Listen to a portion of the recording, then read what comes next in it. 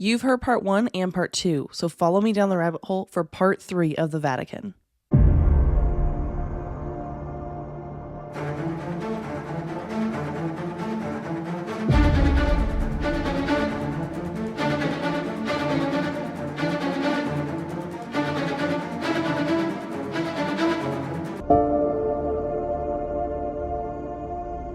Hello, friends, and welcome back to the rabbit hole. I'm your host, Danny, and today we are talking about the Vatican again. I know, I was surprised that we needed 3 episodes, but also I put it out to you guys on social media, and I was like, do you want a part 3? What do you think? Everybody said yes. I didn't get a single no. So here we are with the part 3. Of course, before we get started, I love to thank our sponsors. So thank you, Wise Wolf Gold, for sponsoring my podcast. Guys, if you want gold and silver delivered straight to your front door for as little as $50 a month, it's a subscription. It comes every single month. It's really cool. Go to rabbithole.gold right now. If you aren't already, you guys can watch this episode. You can go to Rumble, you can go to YouTube, you can subscribe and follow me on those channels. Watch the episode if you would like to. You can also follow me on Patreon and get the episode a week early and ad-free for $5 a month. Super great deal. That link is in the show notes. And if you want merchandise, that link is also in the show notes. So check out the shirts we have out there. We're going to get blankets soon. I'm pretty excited about that because I know that I like to cover up with a blanket while I'm out by the fire all summer long. So check out the rabbit hole blankets very soon. But let's get started. The true cross is the cross on which Jesus Christ was crucified. The cross was said to be discovered by Saint Helena, the mother of Roman Emperor Constantine, during her pilgrimage to the Holy Land between 326 and 328. While in Jerusalem, she uncovered 3 crosses, the one that Jesus was crucified on, and then the 2 crosses of the 2 thieves that were crucified with him. And she knew it was the true cross because it had Jesus' name carved into it. But not only that, it also had this healing ability. Because of the miracles it performed, it's known to be Jesus' cross because he is the only person who could perform miracles like that. It's unclear exactly what happened to the cross after it was discovered. They say that she brought it back to Rome, and then after that, it has kind of been distributed to many churches across Europe, and a lot of different churches are said to have pieces of this cross. But I'm wondering if that's not the right cross. If the Vatican distributed pieces of a cross, it just wasn't Jesus's cross. It wasn't the true cross. Because there's some evidence that this isn't what happened. One of the pieces of the cross was said to be at the Waterford Cathedral in Ireland. Oxford University did radiocarbon tests on the piece from Ireland in 2016 and found the fragment to be from the 11th century, which is too new to be Jesus' cross. Which makes you wonder how many other pieces of this fake cross are out there being believed to be the real, true cross. And why did they not distribute the true cross? Did they want to keep it for themselves, or are they trying to suppress it? Speaking of the archives, they may have mummies in there. So the Vatican has Peruvian mummies, to be precise. Although that doesn't mean they don't have other mummies as well, but we know for sure they have Peruvian mummies because in 2022, they signed an agreement to return the mummies back to Peru. These mummies were sent to the Vatican in 1925. They were part of the Vatican Museum's Anima Mundi ethnological collection. It features thousands of pieces of indigenous art and artifacts from around the world. The mummies were found at an altitude of over 8,000 feet and were most likely victims of sacrifice by the Incas. Because they were kept in the Vatican, scientists were never able to study them and find out more information about them, which leads back to the question, why would they have things from other religions in their holy place?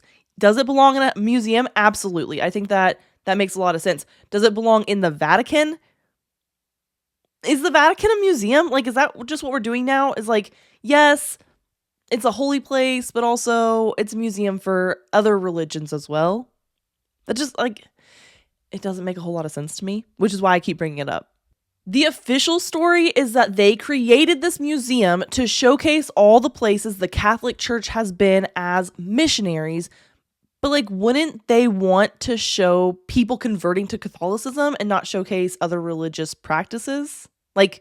sacrifices. It also brings up more questions about what is in the secret archives, because no matter how many things they tell us about, there is more they are not telling us about. Remember that this is like 53 miles long, these archives, and that doesn't include the library. That's just the archives. So the library, what else is in there? There's a lot more questions that I keep coming back to. Why do they have everything in these archives? Why are they keeping everything? And wouldn't they want us to know the actual history? Why are they suppressing everything? And that brings us to the popes. We need to talk a bit more about the popes because there's multiple. And yes, we will get to the new pope in just a minute. But first, I want to talk about the black and gray popes. And I'm not talking about the color of their skin. I'm talking about their position. So the black pope is the superior general of the Society of Jesus. So he's the leader of the Jesuits. He is usually addressed as Father General, but nicknamed the Black Pope. We already know that the Jesuits are up to no good, but the fact that they have their own pope and he is called the Black Pope is so ominous. Like, especially because in scripture it talks about the dark versus the light and how God is the light and the darkness is people living without God or potentially like living in sin. So the reason he is called the Black Pope is because the Pope, the actual Pope, he wears all white, while the leader of the Jesuits wears black. It's also a representation of the plain black cassock worn by the members of the society. And there is a Black Pope prophecy because it feels like there's a prophecy about every pope. So the prophecy speaks of a final pope shrouded in shadow and secrecy. And the rising of this pope marks the beginning of great upheaval in the church and the world. We talked about this prophecy in the first part of the series, the prophecy of the popes given by Saint Malachy. But Pope Francis was a Jesuit, and allegedly he was the last pope, according to that prophecy. But he's also the leader of the Jesuits. So would he be the white pope and the black pope at the same time? I mean, he wasn't, because there's a different black pope. But it makes you wonder, like, what if the prophecy is about the death of the black pope instead of like the white pope? So the black pope right now is Arturo Sosa. But also the prophecy could be referring to that of Nostradamus. So Nostradamus has predicted a number of things correctly. I'm going to do a whole episode on him. He was a French astrologer and physician who is best known for his book Les Prophéties, a book of prophecies published in 1555. He predicted that after the death of an old pontiff, Francis was 88, there would be a time of instability within the Catholic Church. One of his eerie quatrains reads, "Through the death of a very old pontiff, a Roman of good age will be elected. Of him it will be said that he weakens his seat, but long will he sit and in mordant activity." He added, "A young man of dark skin, with the help of the great king, will deliver the purse to another of red color." We know the Pope used to wear red. During Nostradamus' time, the papal color was red. It didn't officially change to white until about 10 years after the prophecy was written. And this prophecy, this book, it was like 900 quatrains, was published in 1555. Nostradamus died in 1556. So he wasn't alive to see the papal color change from red to white. But of course, like every single prophecy, this prediction can be interpreted in a number of ways, but it seems as though maybe the new pope isn't quite right for the job. Both prophecies can be true. The prophecy of popes by Saint Malachy says that after the last pope, Pope Francis, there will be Judgment Day. And the prophecy of Nostradamus says that after the death of an old pontiff, there will be a pope that doesn't really do much. Well, if Judgment Day is upon us, there isn't a whole lot that the Pope will be able to do anyway. There's not much anybody could do. It doesn't help that Revelation 17:11 states, "The beast who once was and now is not is an eighth king. He belongs to the seven and is going to his destruction." Since 1929, when the Vatican became its own country, Francis is the eighth king of Vatican City. He is the beast. And of course, they're going to elect another pope because they're not just going to like give into these prophecies. They're like, oh, it's just prophecy. But If Pope Francis was the last pope, allegedly, Pope Leo is just going to lead us into Judgment Day, potentially. But there's also a gray pope. This pope is, again, shrouded in mystery. There isn't a lot known about the gray pope. It is believed that the gray pope is the secret power broker within the Vatican, so he represents powerful families such as the Orsini family. The Orsini family is one of the oldest, most illustrious, and most powerful of the Roman princely families. Their origins can be traced back to Rome in 998. And members of the Orsini family include 5 popes and 30-something cardinals. So Stephen II from 752 to 757, Paul I from 757 to 767, Celestine III from 1191 to 1198, Nicholas III from 1277 to 1280, and Benedict XIII from 1724 to 1730. The family is part of the Black nobility, who were Roman aristocratic families who supported the popes in the governance of the Papal States. They remained loyal to the Pope after the loss of the Papal States in the 19th century. They have been known for their military prowess and political cunning. They are in everything, doing everything. The current Grey Pope is said to be Pepe Orsini. He works as an intermediary between the Pope and the global elites, such as the Rockefellers or the Rothschilds or whoever else would be a global elite that maybe we don't know about. Because hardly anyone knows about the Grey Pope, and most that do are told that he's just made up by conspiracy theorists, he gets away with a lot more behind the scenes. In 1545, during the Protestant Reformation, the Church convened the Council of Trent.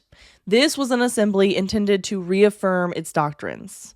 This is when we first catch wind of a secret figure known only as the Voice of the Shadow. This man, whose identity was never revealed, played a central role in the most strategic decisions of the Counter-Reformation. He was the mastermind behind the creation of the Index Librarium Prohibitorum, the list of prohibited books aimed at silencing ideas that threatened the Church. This person could manipulate alliances and anticipate the moves of his adversaries. The moves made by this person influenced the Church and European geopolitics. Toward the end of the Council of Trent, the Voice of the Shadow is said to have secretly influenced the final drafting of the conciliar decrees.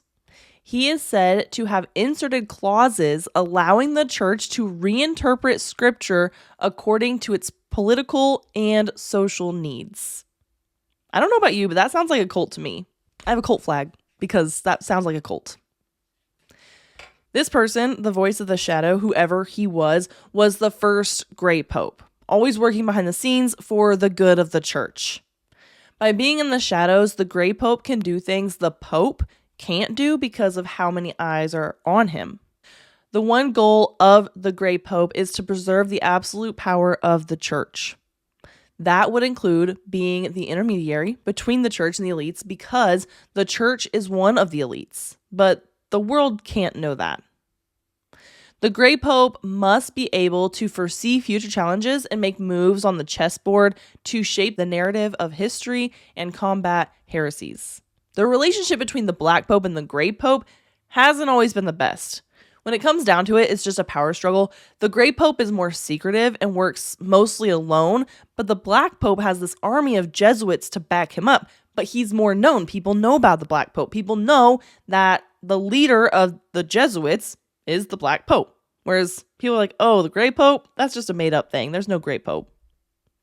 For a long time after the Council of Trent had concluded, it said that there was no more Grey Pope, but I think that has a lot to do with the Black Pope wanting the power.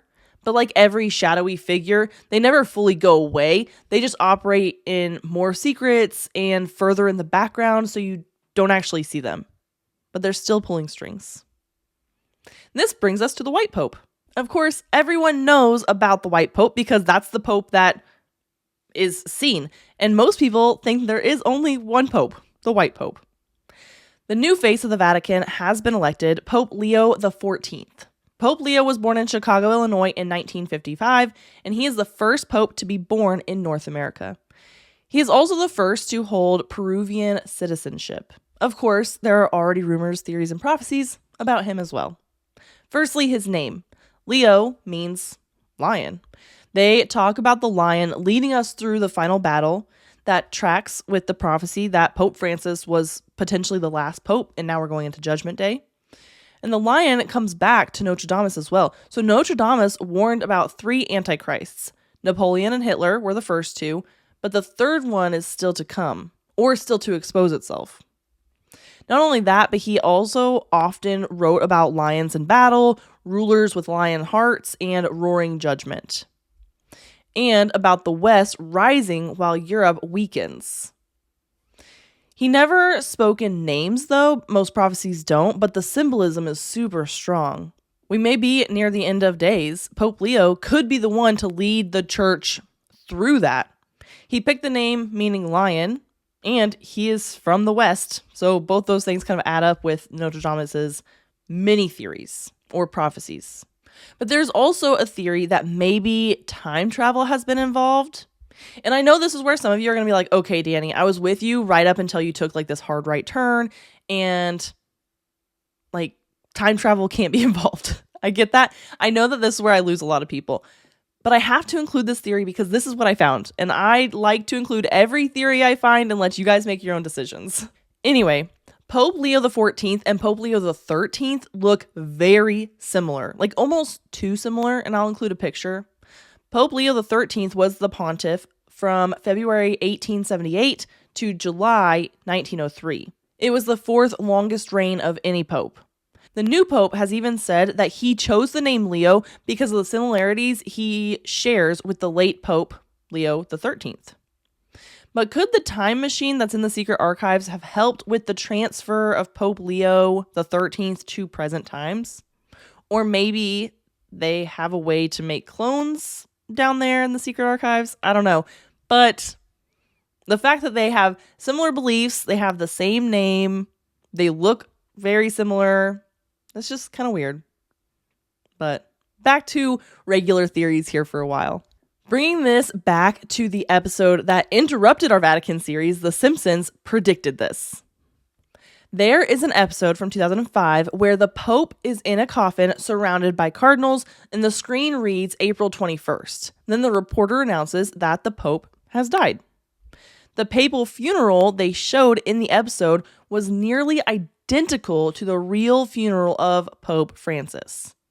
Because this came out in 2005 and Pope John Paul II died a few weeks before its release, most people thought the episode was about Pope John Paul II. But we have the benefit of hindsight, and that episode looks more like Pope Francis than Pope John Paul II. And not only that, but Pope Francis died on April 21st, while Pope John Paul II died on April 5th. Which, when the episode came out, I'm sure people were like, oh, they just like put an April date in there. It's probably Pope John Paul II. I don't know. I think that episode was more predicting this Pope dying than that Pope dying. Which brings us to the question, did JD Vance kill the Pope? The day Pope Francis died, our Vice President, JD Vance, paid him a visit. Their meeting was very brief and formal. They both had translators, and Vance told the Pope that he knew he hadn't been feeling well, so it was good to see him in better health. The Pope was in a wheelchair during their meeting because obviously he had not been on the up and up, but he seemed okay. The Pope presented Vance with Easter gifts for his kids and a few gifts for him and his wife. Like, he got a Vatican tie and a rosary for him and his wife. And then the visit basically just like came to an end. Very formal. However, from everything I've presented in these 3 episodes, we know the Vatican likes to kind of work in the dark. So it's assumed that they probably spoke in private, and Vance probably met with other people while he was at the Vatican. I'm just assuming, because it seems weird that JD Vance would go all the way to Rome or to Vatican City on Easter Sunday to meet with the Pope for like 5 minutes. It wasn't a long meeting. So I'm just assuming that while he was there, he either like got a tour of the Vatican, or he got to look around. He got to meet some of the cardinals. Maybe him and the Pope spoke another time.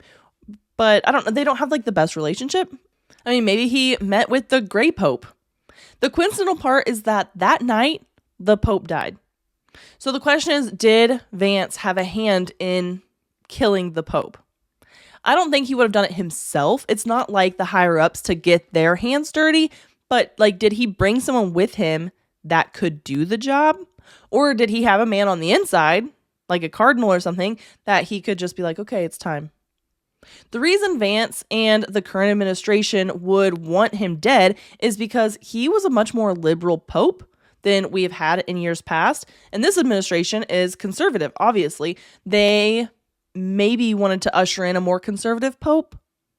It doesn't help that the pope criticized the current administration in February in letters to the U.S. bishops.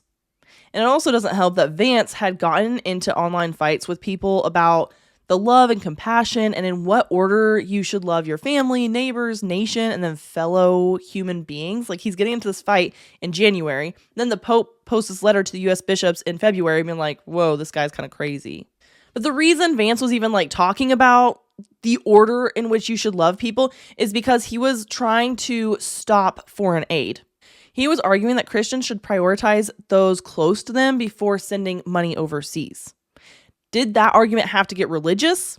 No, I think there's plenty of arguments to be like, hey, like, we have veterans that need help. We have homeless people here. We've got all these issues here that we should send money to before we send them overseas. I think that's a fine argument versus like, oh, well, the Bible says to. Especially because, like, they say you don't want to talk about politics, religion, or money in front of other people. So you're going to get into a fight about politics, about politics and religion online in front of anybody. But of course, most people just point to him not really totally understanding the Catholic doctrine because he is what they consider a baby Catholic. He converted to Catholicism about 6 years ago. But Pope Leo, before becoming pontiff, criticized the administration for these arguments as well. So it wasn't like he said, quote, JD Vance is wrong. Jesus doesn't ask us to rank our love for others, end quote. It will be interesting to see the relationship between the U.S. government and the Vatican as time goes on. We know that there's a lot of interconnections that happen. The Vatican is supposed to kind of stay neutral, Switzerland.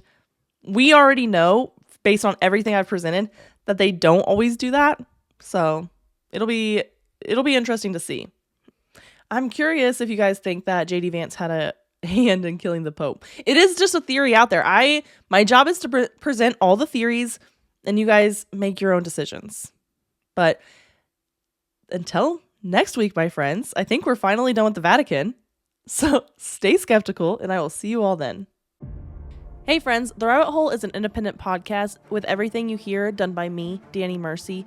I appreciate all of your support. Please rate and review wherever you're listening. If you want to follow us on Instagram, it's at rabbit.holepodcast. And thank you, Zakar Balaha, for our awesome intro.